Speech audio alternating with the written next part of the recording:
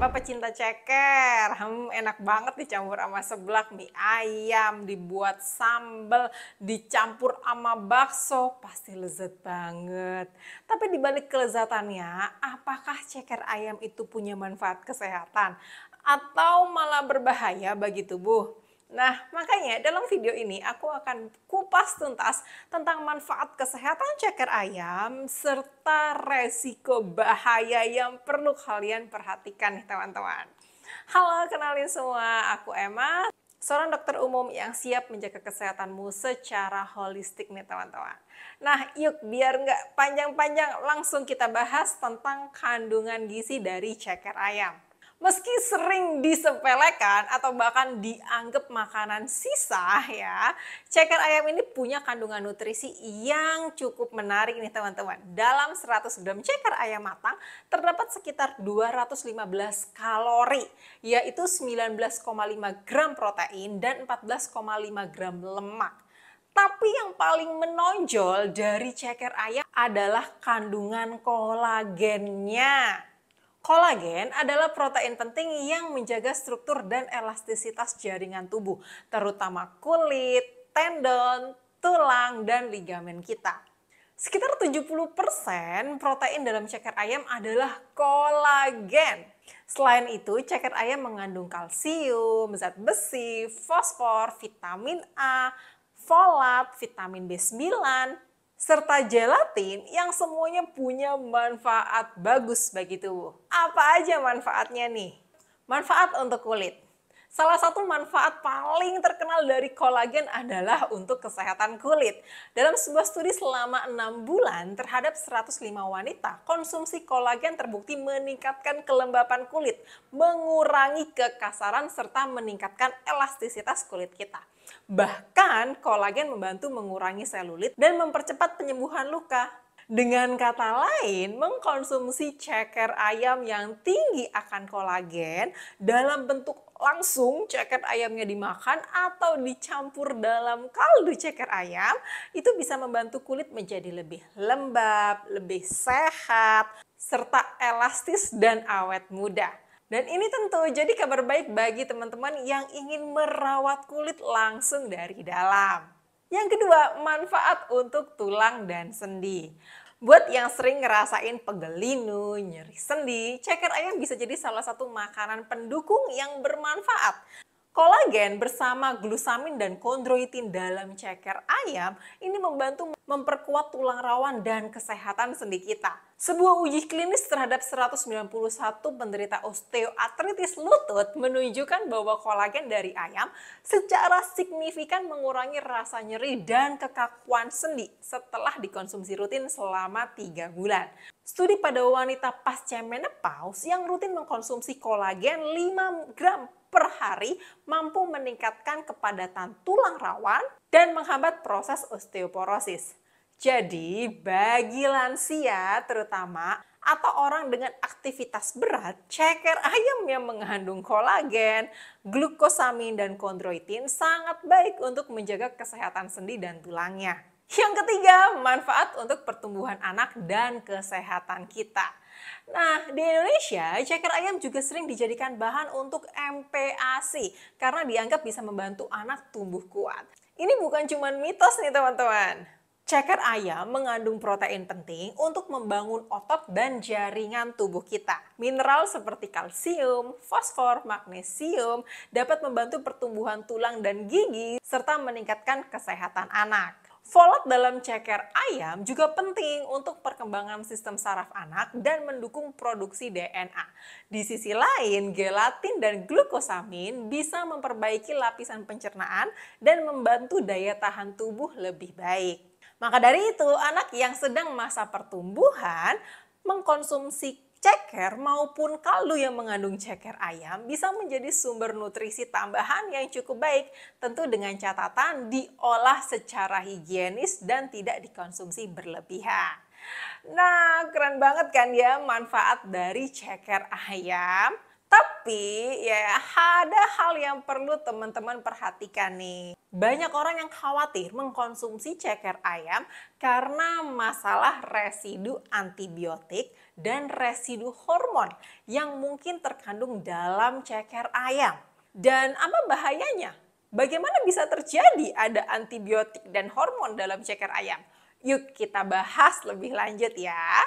Yang pertama, residu antibiotik. Nah, di peternakan modern, antibiotik diberikan kepada ayam bukan hanya ketika ayam itu sakit, tapi juga seringkali sebagai pencegahan penyakit atau dulu sering digunakan untuk mempercepat pertumbuhan. Penggunaan ini disebut antibiotic growth promoter. Jadi, antibiotik biasanya diberikan lewat pakan atau air minum. Masalahnya, ketika ayam dipanen atau disembelih sebelum tubuhnya benar-benar mengeluarkan sisa antibiotik itu, maka residunya akan tertinggal di jaringan tubuh, termasuk hati, ginjal, bahkan di jaringan ikat seperti ceker ayam. Jadi, yang menjadi masalah adalah jika kalian mengkonsumsi ceker ayam yang mengandung residu antibiotik tersebut. Dan yang kedua adalah residu hormon pertumbuhan. Beberapa peternak nakal mungkin menyuntikkan hormon steroid seperti estrogen, progesteron, atau testosteron secara diam-diam. Tujuannya adalah mempercepat pertumbuhan ayam dalam waktu singkat. Jadi selain diinjeksi secara langsung, ada potensi kontaminasi dari pakan yang mengandung hormon, baik disengaja maupun tidak. Bagian tubuh ayam seperti leher, sayap, dan ceker ini menyimpan hormon pertumbuhan paling banyak dari jaringan ikat maupun jaringan lemaknya. Di Indonesia sendiri sudah ada aturan tegas yang melarang ini semua. Hewan ternak dilarang menggunakan hormon pertumbuhan apapun. Jika ditemukan adanya penggunaan hormon pertumbuhan, maka dilarang untuk diedarkan. Penggunaan antibiotik berlebihan pun sama. Sejak tahun 1 Januari 2018, penggunaan antibiotik sebagai growth promoter dalam pakan ternak resmi dilarang oleh Menteri Pertanian kita. Tapi antibiotik masih boleh digunakan dalam tujuan pengobatan dan harus diawasi oleh dokter hewan. Pemerintah pun menetapkan batas residu antibiotik maksimal yang ada dalam tubuh ayam. Misalnya untuk Aerofloxacin, batasnya 100 mikrogram per kilogram daging ayam. Jika melebihi angka ini, maka ayam tidak layak dikonsumsi. Namun, walau aturan sudah jelas tertulis, pelanggaran tetap bisa terjadi. Kenapa? Yang pertama, tidak dipatuhinya waktu tunggu. Jadi banyak peternak kecil yang tidak mengetahui sistem waktu tunggu ini, sehingga setelah memberikan antibiotik dia tidak menunggu hingga 7 hingga 10 hari, langsung menyembelih ayam terlalu cepat setelah pemberian antibiotik, sehingga residunya masih tersisa. Yang kedua, dosis antibiotiknya berlebih atau obat yang sulit dikeluarkan oleh tubuh. Antibiotik seperti fluoroquinolone ini bisa bertahan lama di jaringan tubuh bahkan setelah dimasak. Ceker karena minim aliran darahnya ini bisa menyimpan residu antibiotik lebih lama. Yang ketiga, kontaminasi silang. Proses pemotongan, pencucian, atau penyimpanan bisa menyebabkan organ yang tinggi residu seperti hati ini mengkontaminasi bagian lain. Serta yang terakhir, peternak tidak higienis. Air atau pakan yang tercemar bisa menjadi sumber residu bahkan jika peternak tidak menggunakan antibiotik secara luas. Nah, jadi gitu ya teman-teman, kenapa kok ada residu antibiotik yang masih tersisa pada ceker ayam. Setelah kita tahu bahwa residu antibiotik dan hormon masih bisa tertinggal dalam ceker ayam karena praktik peternak yang tidak ideal, sekarang pertanyaannya apa sih dampaknya bagi tubuh manusia kalau kita sering mengkonsumsi ceker ayam yang mengandung residu antibiotik? Oke. Oh ya, ternyata 80% dari penonton video aku itu nggak nge-subscribe nih teman-teman. Boleh nggak ya kalian bantu nge-subscribe channel ini jika kalian merasa video ini sangat bermanfaat. Subscribe aja kok, gratis. Tujuannya sederhana sih, biar aku lebih semangat bikin video lagi dan aku tahu videoku bermanfaat untuk orang banyak. Yang pertama, resistensi antibiotik. Jika kita mengkonsumsi ceker ayam yang masih mengandung sisa antibiotik secara terus-menerus, meskipun jumlahnya kecil, tubuh kita bisa terpapar antibiotik dosis rendah dalam jangka panjang. Akibatnya, bakteri yang ada dalam tubuh kita ini bisa resisten terhadap antibiotik. Dan saat kita sakit dan butuh antibiotik, itu obatnya bisa nggak lagi efektif karena kita udah terlalu sering terpapar oleh antibiotik tersebut dari ceker ayam. Resiko infeksi yang lebih sulit disembuhkan akan meningkat. Ini yang disebut resistensi antibiotik. Penelitian menunjukkan bahwa mengkonsumsi daging atau organ ayam yang mengandung residu antibiotik ini berkontribusi terhadap munculnya bakteri resisten atau superbug.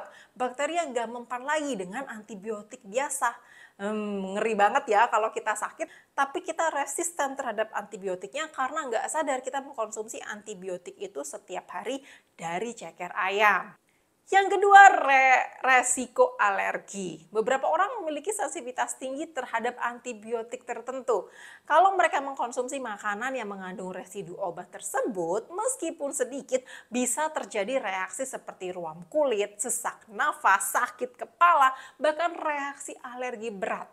Selain itu, antibiotik seperti kloramfenikol dan nutrofuran diketahui bersifat toksik bagi manusia dan bisa menyebabkan gangguan sumsum tulang, kerusakan hati atau ginjal, dan bahkan punya potensi karsinogenik jika dikonsumsi jangka panjang.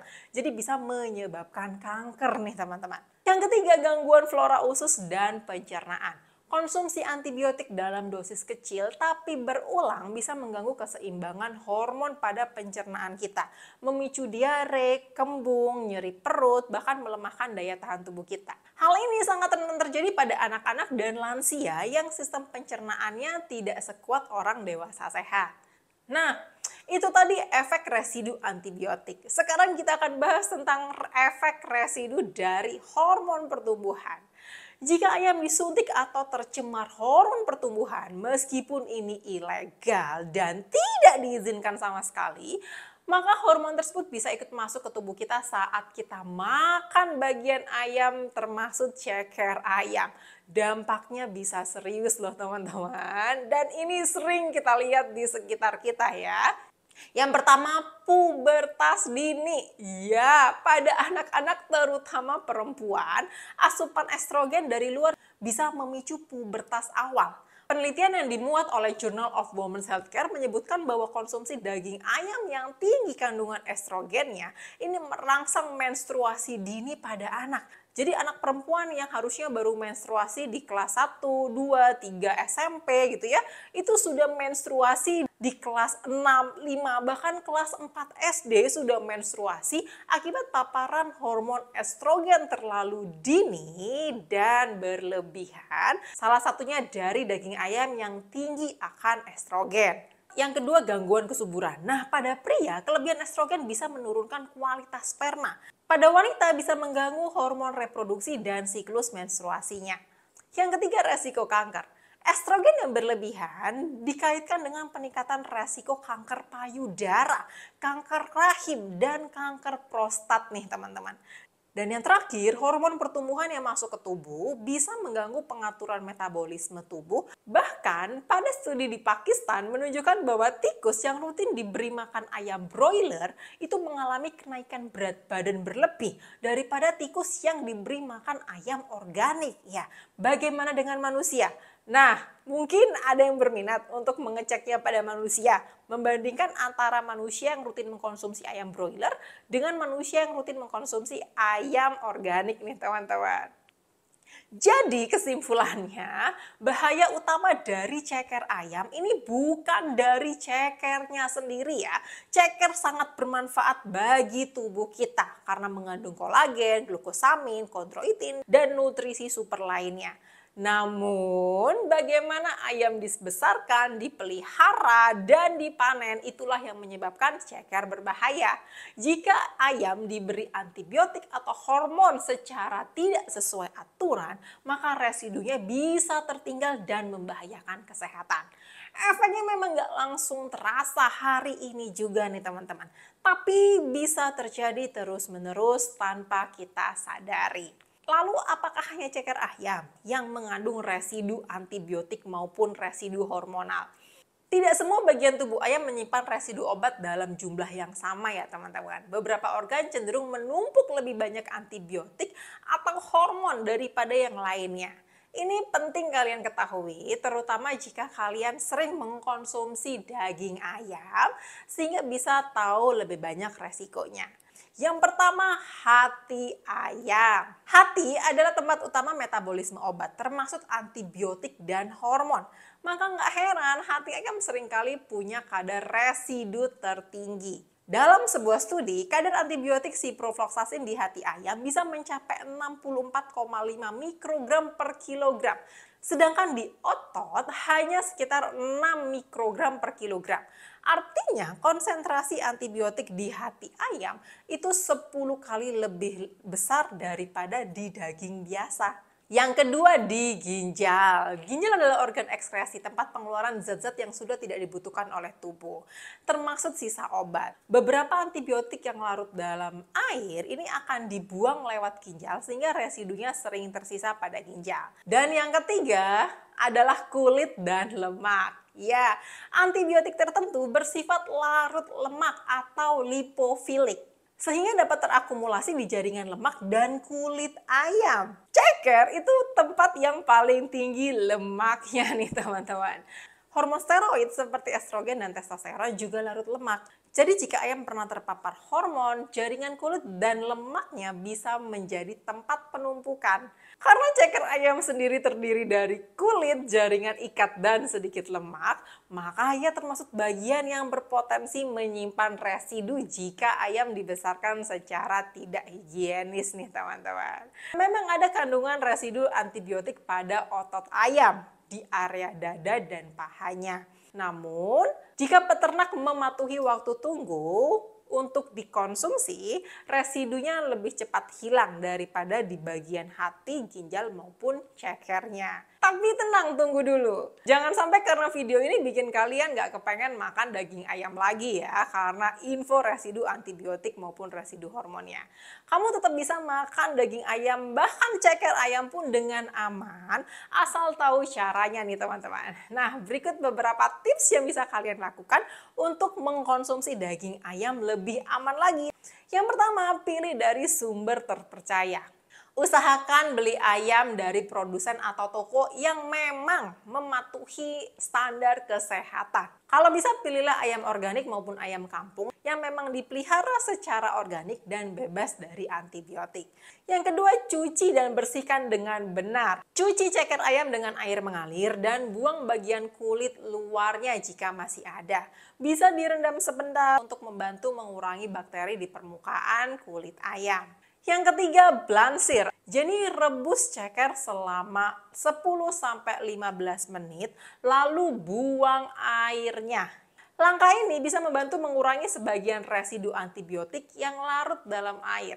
Setelah itu ceker bisa kalian masak lagi sesuai selera. Lalu masak hingga benar-benar matang dan empuk sempurna. Dengan memasak ceker hingga matang super lembek itu mengurangi resiko antibiotik tertentu 80 hingga 90% nih teman-teman. Tapi ada beberapa antibiotik yang tahan panas seperti enrofloxacin. Ini sangat tahan panas, jadi memasak tidak cukup untuk mengurangi residu antibiotiknya.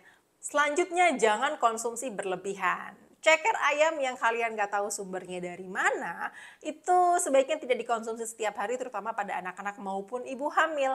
Tapi kalau kalian beternak sendiri, ngerawat sendiri, dan memang membeli yang ada label bebas dari antibiotik dan diternak secara organik, maka silahkan saja dimakan setiap hari oleh anak-anak maupun ibu hamil.